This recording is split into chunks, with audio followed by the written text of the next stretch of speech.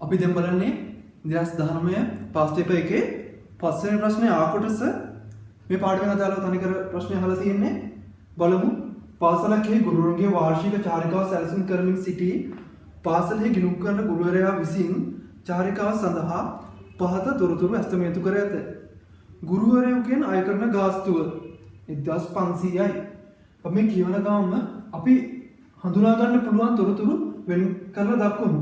ඒ කියන්නේ අපිට මෙයා ගානක විකුණුම් මිල විචල්්‍ය පිරිවැය අරගෙන ඒකේ සහභාගී වෙලා මෙයාගේ ආදායම් ප්‍රකාශනයට මොනවා හරි තොරතුරු ටිකක් ගන්න පුළුවන් නම් ඒ කියන්නේ ස්ථාවර පිරිවැය අපිට හඳුනා ගන්න පුළුවන් නම් ඒ පිරිවැය හඳුනාගෙන ඒ වගේම ලාභ සමච්ඡේදන ලක්ෂ්‍ය හොයන්න අපිට ඕන වෙන්නේ ස්ථාවර පිරිවැය.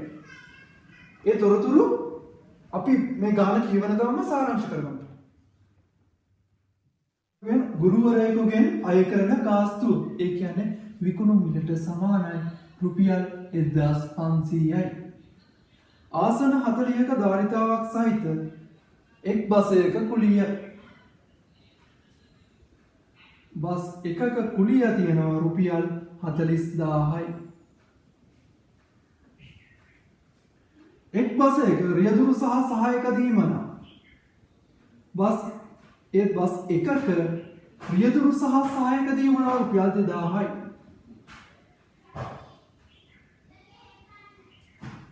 එක් ගුරුවරයෙකු සඳහා සංග්‍රහ වියදම කියන්නේ විචල්්‍ය වියදම. ඒ කියන්නේ එක් ගුරුවරයෙක් වෙනුවෙන් රුපියල් 200ක වියදමක් දරුවා කියලා හිතමු. ඒ කියන්නේ ඊළඟ ගුරුවරය වෙනුවෙන් ඒ රුපියල් 200 වියදම අපිට දරන්න වෙනවා.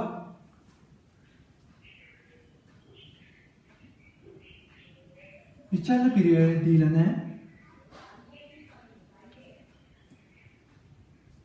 මුළු පිරිවැය ආවරණය කිරීම සඳහා අවශ්‍ය ගුරුවරු සංඛ්‍යාව. මුළු පිරිවැය ආවරණය වෙලා කියන්නේ මුළු ආදායම මුළු වියදමට සමානයි. ඒ කියන්නේ ලාභ හෝ අලාභ නැහැ. ඒ කියන්නේ ලාභය බිඳුවයි. ඒ කියන්නේ ලාභ සමච්ඡේදන ලක්ෂ්‍ය තමයි අපිට මේ දීලා තියෙන්නේ. මුළු පිරිවැය ආවරණය කිරීම සඳහා අවශ්‍ය ගුරුවරු සංඛ්‍යාව කියලා. බ්‍රේක් ඉවන් පොයින්ට් එක අපිට දීලා තියෙනවා. ලාභ සමච්ඡේදන ලක්ෂ්‍ය අපිට දීලා තියෙනවා 100යි කියලා.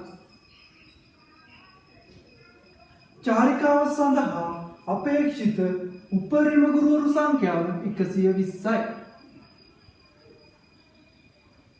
මේ බස් එක 40 දෙනෙකුටයි යන්න පුළුවන්.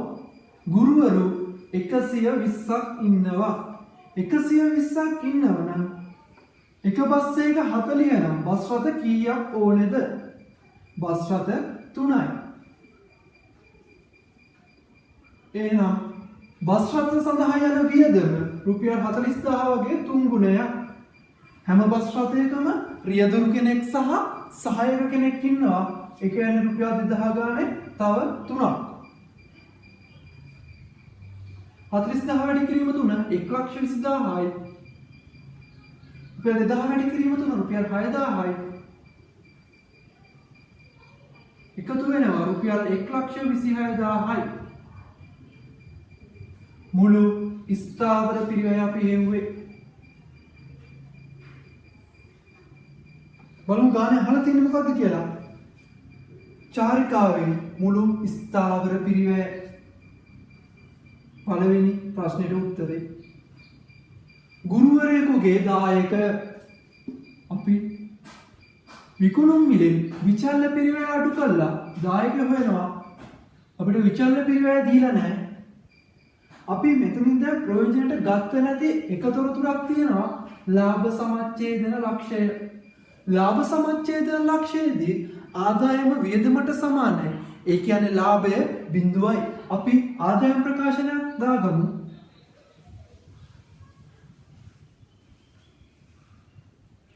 මුළු ආදායම මුළු විචල්්‍ය පිරිවැය අඩු කරා මුළු සහභාගය මුළු ස්ථාවර පිරිවැය අඩු කරා ලාභය හෝ අලාභය. ලාභ සමච්ඡේදන ලක්ෂ්‍ය ඒකක 100යි. අපි අතනින් හොයාගත්තා. ලාභ අලාභ නැහැ. ලාභ සමච්ඡේදන ලක්ෂ්‍යයේදී ස්ථාවර පිරිවැය අපි හොයාගත්තා රුපියල් 126000යි.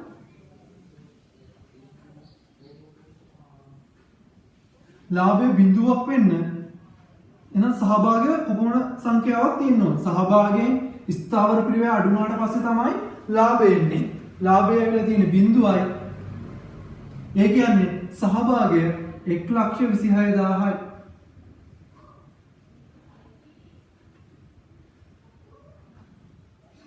ඒකක සංඛ්‍යාව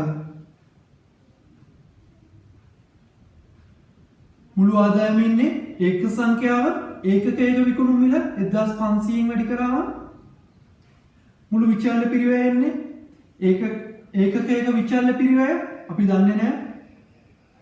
ඒකක සංඛ්‍යාව වැඩි කරාම මුළු සහභාගය එන්නේ ඒකකයක සහභාගය ඒක සංඛ්‍යාවෙන් වැඩි කරාම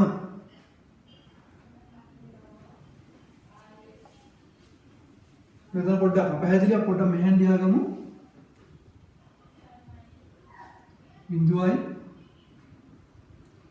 ස්ථාවර පිරිවැය 1,26,000යි. සහභාගය අපිට හොයාගන්න පුළුවන්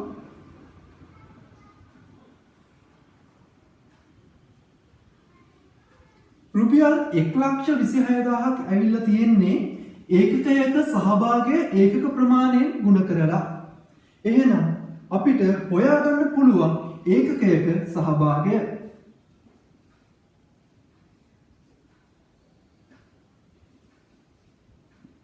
ඒකකයක සහභාගය නවා රුපියල් 1,260යි.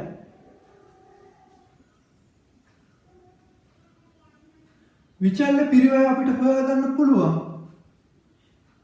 මුළු ආදායමත් ඒකකයේ ආදායමත් ඒකකයක සහභාගයත් අතර වෙනස ඒකකයක විචල්්‍ය පිරිවැය රුපියල් 240යි. විචල්්‍ය පිරිවැය අපි හොයාගත්ත 240යි. ඒකකයේ සහභාගීත්වය හොයාගත්තේ 1,260යි. බලමු. දෙවෙනි කොටසින් අහලා තියෙන්නේ ගුරුවරයෙකුගේ දායකය. මෙතන ලියමු රුපියල් 1,260යි. තුන්වෙනි කොටසින් අහලා තියෙන්නේ ගුරුවරයෙකු සඳහා සංග්‍රහ වියදම. ඒ කියන්නේ මේ ගානේ විචල්්‍ය පිරිවැය. තුන්වෙනි කොටසට උත්තරේ රුපියල් 240යි. චාරිකාවේ ආරක්ෂිත ආන්තිකය. ආරක්ෂිත ආන්තිකය කියන්නේ ලාභ සමච්ඡේදන ලක්ෂ්‍ය ඉක්මවා ඇති විකුණුම් ප්‍රමාණය. ලාභ සමච්ඡේදන ලක්ෂ්‍ය 100යි. වර්තමානයේ අපි අපේක්ෂා කරනවා 120ක ගුරුවරු සංඛ්‍යාවක් සහභාගී වෙයි කියලා. එහෙනම් ආරක්ෂිත ආන්තිකය ගුරුවරු 20යි.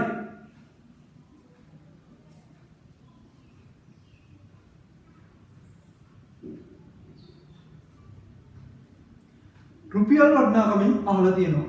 ආරක්ෂිතාන්තික රුපියල් වලින් හොයන්නේ ආරක්ෂිතාන්තික ඒකක ප්‍රමාණය වැඩි කරන්න ඕනේ ඒකකයක විකුණුම් මිල වන 1500යි. 20 වැඩි කරන්න ඕනේ 1500යි. රුපියල් 30000යි.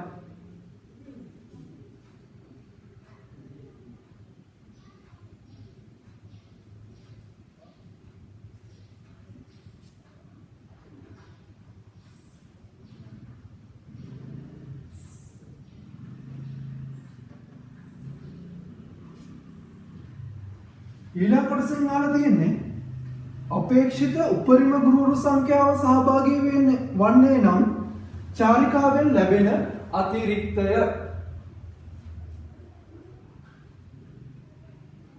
උපරිම ගුරුවරු සංඛ්‍යාව 120යි.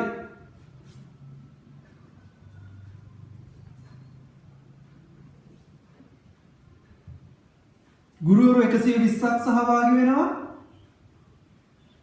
ඒකකයක සහභාගය 1260යි. 1260 වැඩි කිරීම 120.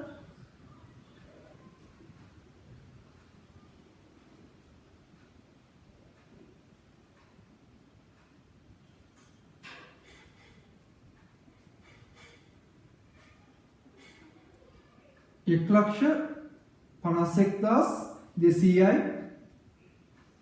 මුළු ස්ථාවර පිරිවැය අපි හෙව්වා 1,26,000යි ලාභ එනවා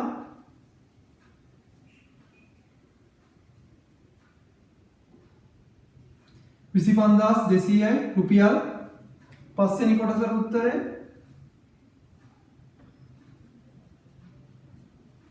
මේක හොයන්න පුළුවන් තවත් ලේසි ක්‍රමයක් තියෙනවා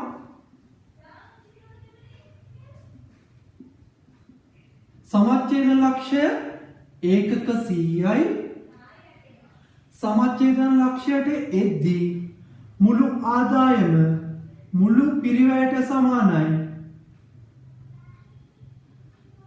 ඒ කියන්නේ ලාභය බිඳුවයි ඒ කියන්නේ මෙතනින් එහා තියෙන ඒකක වලින් ස්ථාවර පිරිවැය ආවරණය කිරීමේ අවශ්‍යතාවයක් නැහැ. එතකොට මෙතන එහා තියෙන ඒකක වලින් ආවරණය වෙන්නේ එම ඒකකයට අදාළ විචල්්‍ය පිරිවැය විතරයි. ඒ කියන්නේ 101 වෙනි ඒකකය 101 වෙනි ඒකකය අපි ගත්තොත් ඒකක විකුණුමන 1500යි විචල්්‍ය පිරිවැය අඩු වෙනවා 240ක් 1260ක සහභාගයක් තියෙනවා. මේ සහභාගයෙන් ආවරණය කිරීම සඳහා ස්ථාවර පිරිවැයක් නැහැ. ස්ථාවර පිරිවැය 100ක් වෙද්දී සම්පූර්ණ ස්ථාවර පිරිවැය ආවරණය කළා ඉවරයි. ඒ කියන්නේ 101 වෙනි අවස්ථාවේදී ලාභ වෙනවා සහභාගයට සමාන ප්‍රමාණයක් 1260ක්. මේ ගාන හැටියට අපේක්ෂා කරන 120ක් උපරිම සංඛ්‍යාව සහභාගී වුණොත් ආරක්ෂිත අන්තිකයේ තියෙනවා ඒකක 20ක්. ඒකකයක සහභාගීට සමාන ප්‍රමාණයක් ලාභයේ විදියට අපිට ලැබුණා. 100 ඉඳලා 101ට යද්දී ඒකකයකින් එකතු වෙන සහභාගීට සමාන ප්‍රමාණයක් ලාභයට එකතු වෙනවා. එහෙනම් මෙතන ඒකක 20යි. ඒකකයේ සහභාගය රුපියල් 1260යි. පිළිතුර එනවා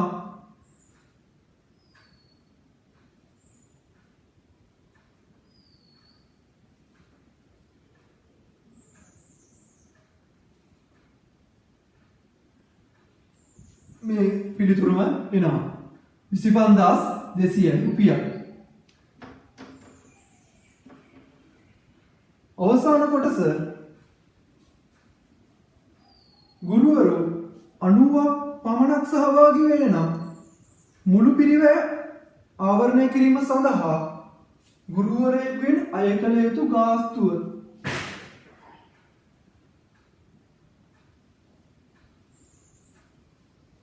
අපි ආදායම් ප්‍රකාශනයට යනවා. අපෙන් අහන්නේ ගුරුවරු 90ක් සහභාගී වෙනවා එක ගුරුවරයෙකුගෙන් අය කළ යුතු ගාස්තුව කීයද කියලා. අපි දන්න තොරතුරු සියල්ල මේක දාගමු. ස්ථාවර පිරිවැය කිසිදු වෙනසක් වෙන්නේ නැහැ. රුපියල් 1,26,000යි. මුළු පිරිවැය ආවරණය කරන්න විතරයි අවශ්‍යතාව. මුළු පිරිවැය ආවරණය වෙනවා කියන්නේ ලාභය බිඳුවයි. අපේක්ෂිත ලාභයක් නැති නිසා මුළු ආදායම මුළු විදිහටම සමානයි. ඒ කියන්නේ ලාභය බිඳුවයි. ලාභය බිඳුව ඇවිල්ලා තියෙන්නේ මුළු සහභාගය මුළු ස්ථාවර පිරිවැය අඩු වෙනවා.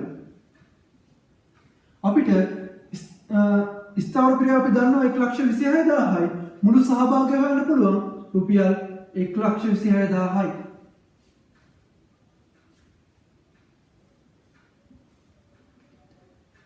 ඒකගේ විචාර පිරිවැය අපි කලින් හොයාගත්ත එක වෙනස් වෙලා නැහැ.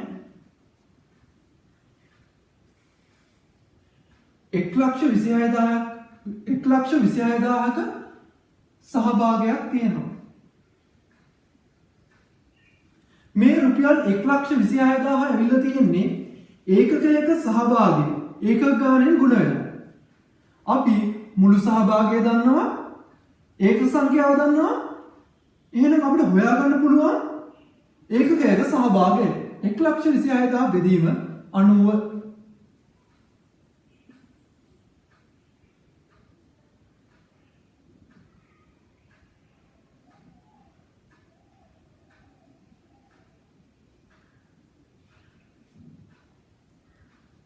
මුළු සහභාගී වෙනවා රුපියල් 1400යි. ගානේ අහලා තියෙන්නේ ගුරුවරයෙකුගෙන් අය කළ යුතු මුදල. ඒකකයක සහභාගී ඇවිල්ලා තියෙන්නේ ඒකකයක විකුණුම් මිලෙන් ඒකකයක විචල්ල පිරිවැය අඩු කරලා එහෙනම් අපිට හොයාගන්න පුළුවන් ඒකකයක විකුණුම් මිල 1400ට මේ රුපියල් 240 එකතු කරාම රුපියල් 1640යි. හයවෙනි ප්‍රශ්නෙට උත්තරේ රුපියල් 1640යි.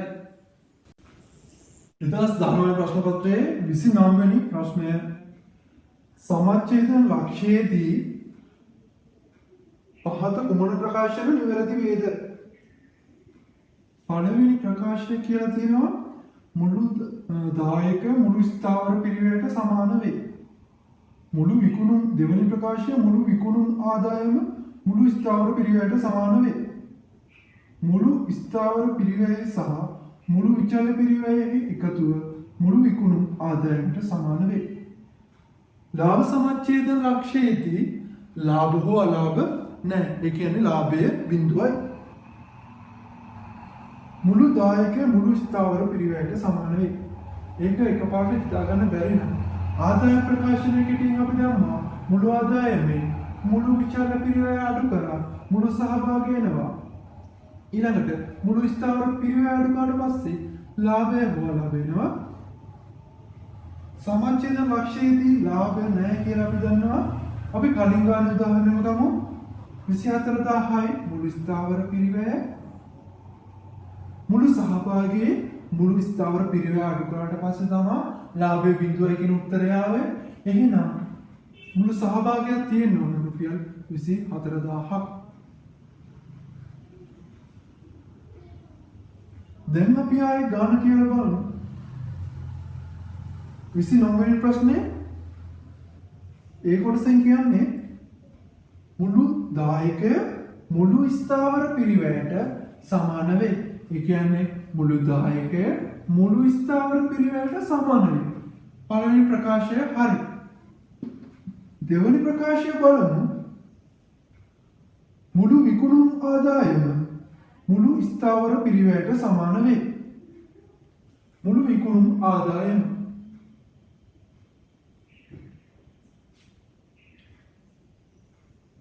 අපි ලාභ සමච්ඡේදන ලක්ෂ ඒක ප්‍රමාණය අපි හෙව්වා ස්ථාවර පිරිවැය.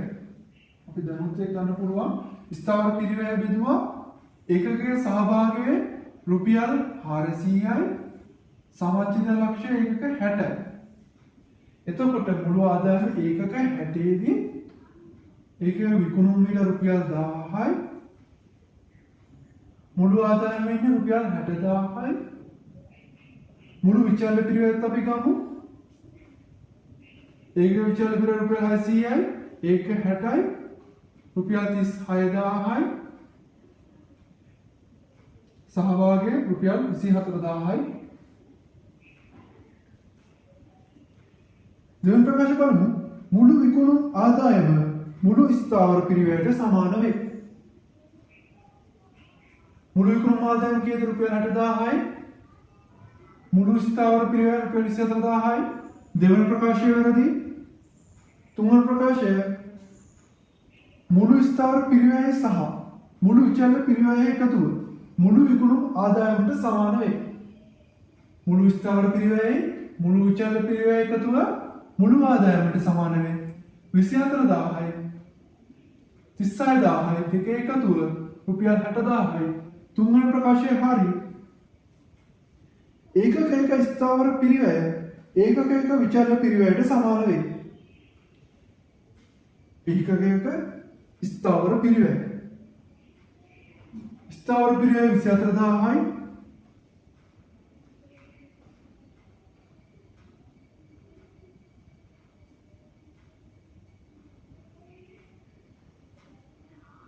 ඒක සංඛ්‍යාව 60යි.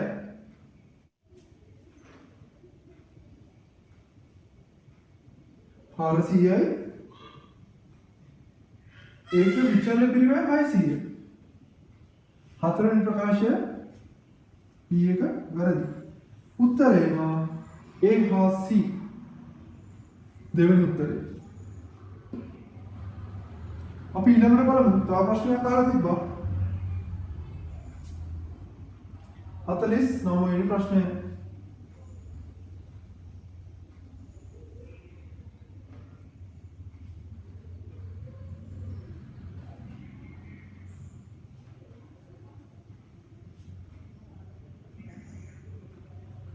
තරංග විභාගයක් වෙනුවෙන් 49 වෙනි ප්‍රශ්නය 2019 පළවෙනි ප්‍රශ්න පත්‍රයේ 49 වෙනි ප්‍රශ්නය. තරංග විභාගයක් වෙනුවෙන් සංවිධානය කරන ලද පැය 3ක සම්මන්ත්‍රණයකට අදාළ තොරතුරු පහත දැක්වේ. ශාලා කුලිය දීලා තියෙන පැයකට රුපියල් 10000යි, දේශක ගාස්තුව පැයකට රුපියල් 15000යි, ප්‍රචාරණ වියදම රුපියල් 25000යි, සහභාගී වෙන්න සඳහා දේශන සටහන් වියදම රුපියල් 500යි, සහභාගී වන්නෙකුන් අය කරන සම්මන්ත්‍රණ ගාස්තුව 1500යි. ශාලා කුලිය දීලා තියෙන්නේ පැයකට රුපියල් 10000යි. පැය 3ක් සම්මන්ත්‍රණය තියෙනවා. ශාලා කුලිය නාම රුපියල් 30000යි. දේශක ගාස්තුව දීලා තියෙනවා. පැයකට රුපියල් 15000යි. දේශනය තියෙනවා පැය 3ක්. සම්පූර්ණ දේශක ගාස්තුව රුපියල් 45000යි. ප්‍රචාරණ වියදම රුපියල් 25000යි. අපි පැය 3කට අදාළව හදාගත්ත මේකේ තියෙන වියදම මේක පැයට දීපුවා පැය 3කට අදාළව හදාගත්තා. එතකොට අපි දැන් මේකේ ස්ථාවර මොකද්ද විචලන මොකද්ද කියලා අපි හඳුනා ගන්නවා. ඒ කියන්නේ සහභාගී වෙන ශිෂ්‍ය සංඛ්‍යාව සමග වෙනස් වෙනවා නම් ඒක විචලන පිරිවැයක්. එතකොට මේ ශාලා කුලිය දේශන ගාස්තුව ප්‍රචාරණ වියදම සහභාගී වෙන ශිෂ්‍ය සංඛ්‍යාව එකක් වුණත් 10ක් වුණත් 100ක් වුණත් මේක වෙනස් වෙන්නේ නැහැ. එහෙනම් මේක මුළු ස්ථාවර පිරිවැය. එකතු කරලා ගමු. දැන් ලක්ෂයයි ස්ථාවර පිරිවැය. ඊළඟට දීලා තියෙනවා සහභාගී වීම සඳහා දේශන සටහන් වියදම. සහභාගී වෙන අය කරන සම්මන්ත්‍රණ ගාස්තු. සම්මන්ත්‍රණ ගාස්තු. ඒ කියන්නේ මේ සම්මන්ත්‍රණ ගාස්තු කියන්නේ විකුණුම් මිල වගේ දෙයක්. විකුණුම් මිලට සමානයි. දේශන සටහන්. ඒ කියන්නේ දේශන සටහන්. මේ දේශන සටහන් කියන වියදම එක්ෂේෂ සඳහා යන වියදම 500යි. දෙන්නේ සහභාගී වුණොත් ඒක දෙගුණයක් වෙනවා. ඒ කියන්නේ විචාල්‍ය පිරිවැය.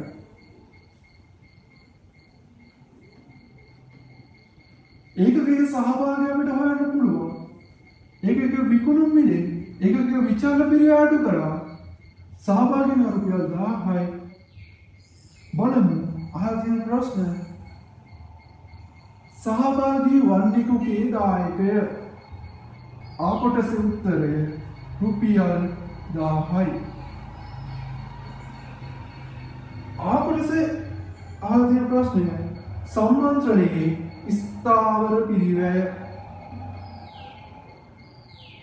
ඊ කොටසේ අහලා තියෙනවා මුළු පිරිවැය ආවරණය කර ගැනීම සඳහා සහභාගී විය යුතු සංඛ්‍යාව.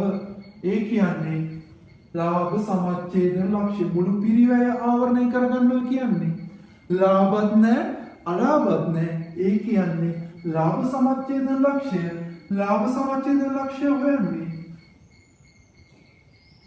මුළු ස්ථාවර පිරිවැය ඒකකයක සහභාගීන් බෙදලා. මුළු ස්ථාවර පිරිවැය වෙනවා රුපියල් ලක්ෂයක්. ඒකකයක සහභාගය රුපියල් 1000යි. සමච්ඡේදන ලක්ෂ්‍ය ඒකක වලින් ඒකක 100යි. ඒකක 100යි.